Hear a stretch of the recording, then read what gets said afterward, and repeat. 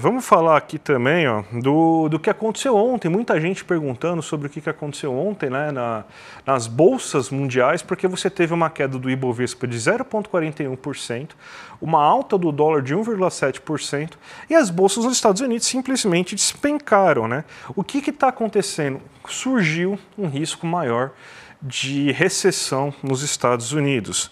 Você teve a divulgação de alguns dados, o Donald Trump ainda falou que teve algumas falas no sentido de que se precisar aguentar uma recessão ele vai aguentar, mas as medidas dele são necessárias para isso, naquela leva de que aquilo lá nada mais é do que um remédio amargo, né? Então a gente tem essa situação, né? Então vamos ver aqui, a gente até montou aqui um quadro para vocês verem como que foi o fechamento das bolsas no mundo desse dia de ontem, né? A gente tem que a Nasdaq caiu 4%, chegando a 17.468 pontos. A gente tem que o S&P 500, que é muito ligado em empresas de tecnologia, caiu 2,69%. O Dow Jones caiu 2,08%, fechando em 41.911 mil pontos.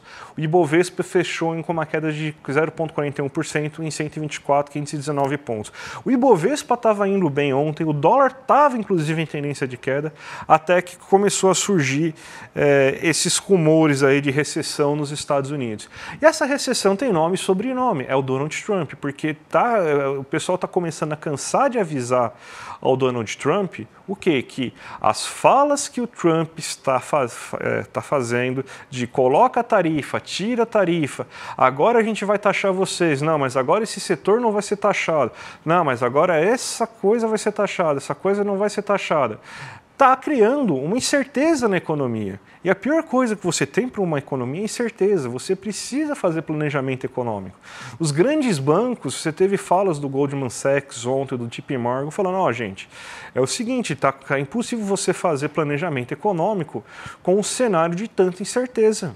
Então não dá para você fazer isso. Quem ganha com isso é especulador de bolsa e quem está brincando de Bitcoin no mercado, nas bolsas de valores, no mercado financeiro. Isso aí para a economia real é um desastre, porque você imagina que você é um industrial do meio oeste dos Estados Unidos. Você sabe qual que é o aço que você vai ter que fazer os contratos futuros, fazer essas negociações? Porque o aço que eles poderiam comprar seria um aço, sei lá, canadense ou brasileiro, mas vai taxar o aço nessa quarta-feira? Ele vai tirar, ele vai prorrogar isso? Qual que vai ser o custo do aço que eu vou comprar? Para já programar aqui as minhas próximas etapas de contratar pessoas para minha linha de produção. Será que eu vou precisar aumentar minha linha de produção? Vou ter que comprar aço aqui. Será que a qualidade do meu produto vai ficar alterada com o aço que eu estou comprando daqui? As cadeias produtivas, elas não mudam de uma hora para outra. Então fica todo mundo nessa grande incerteza, todo mundo aí, o Donald Trump fica tentando fazer essa tomada, né,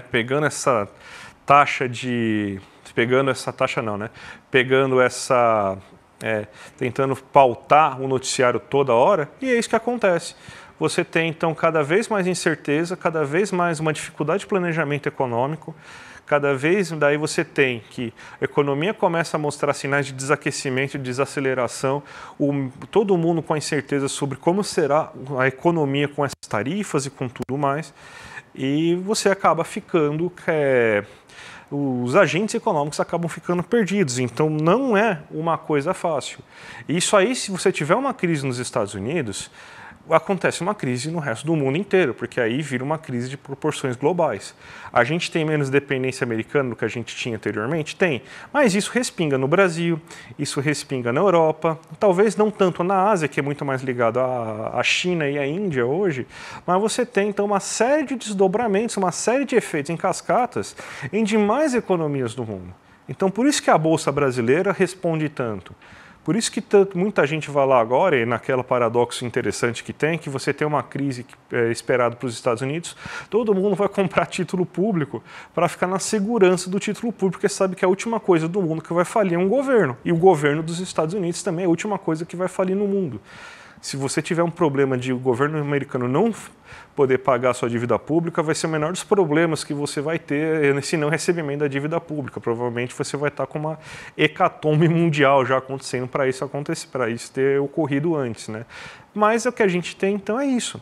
É o temor que as políticas do Donald Trump têm, que podem causar nos Estados Unidos, os efeitos que isso pode causar nos demais países do mundo, e isso tudo está afetando aqui as bolsas mundiais.